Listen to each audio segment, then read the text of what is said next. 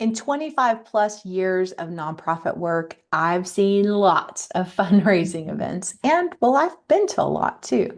Today, I want to distill these experiences down into three considerations to help guide your event planning process.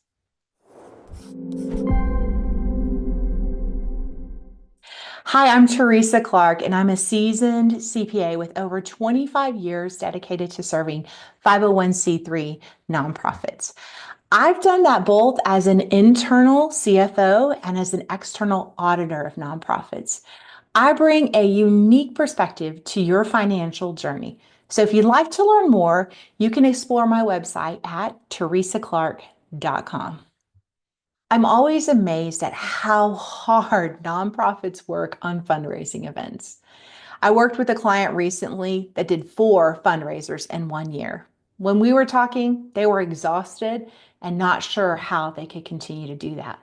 Well, as we dove in to analyze their fundraising, they realized that in those events, after they did all of the calculations and all of the evaluations, they probably actually lost money.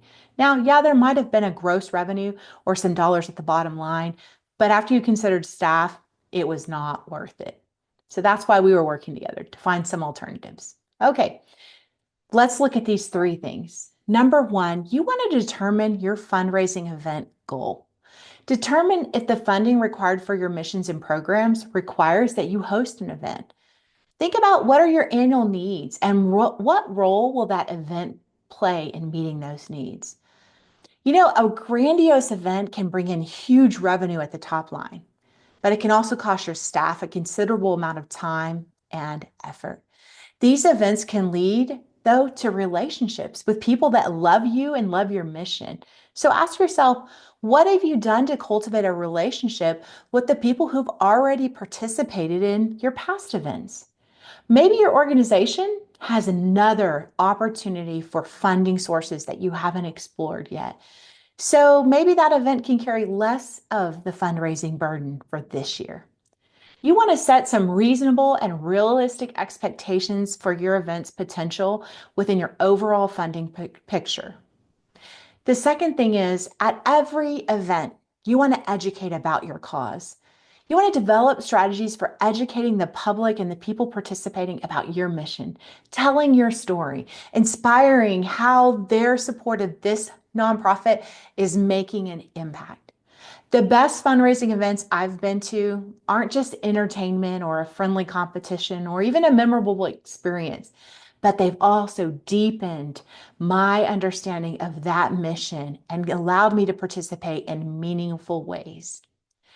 While the event should always be enjoyable and memorable, ask yourself these questions as you're planning your next event. Use them as a funnel to what you're going to do, if you're going to do it, or how you're going to do it. Will event attendees gain a greater understanding of what we actually do at this event?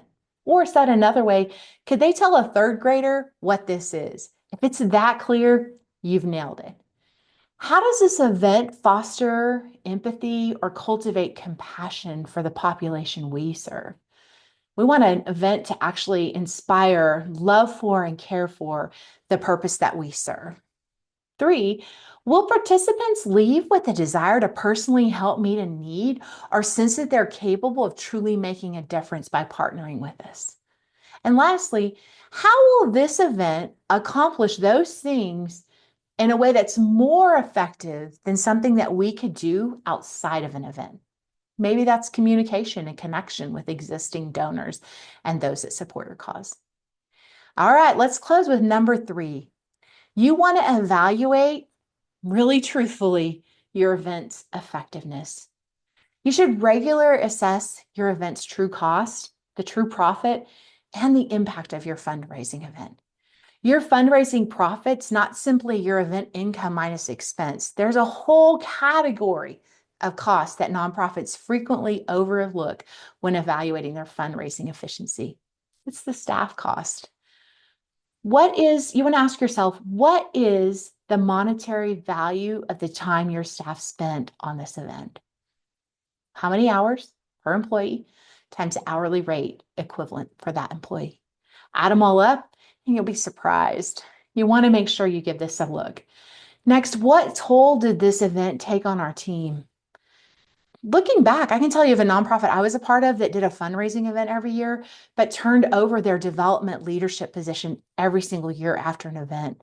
This can cause, event planning can cause burnout, exhaustion, and people just really spend a lot of time away from their family, away from other parts of their job to make it happen. So you really want to count the cost. What was the toll that this event took on your team?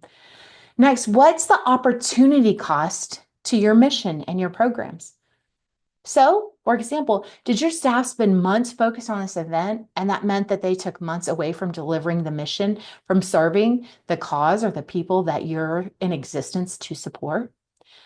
All right, let's consider this example. Say that your total revenue was $50,000 and your typical event has, say expenses of 20,000. And it's really hard to get a catering, a speaker, and a venue for less than that. Next, let's say that you measured up how much it cost your staff in the form of hours working on the event and that was $10,000. That means that you had a total cost of $30,000 and your actual net profit was only $20,000. Now, this did not even include those intangible costs we talked about where it was time away from serving your mission.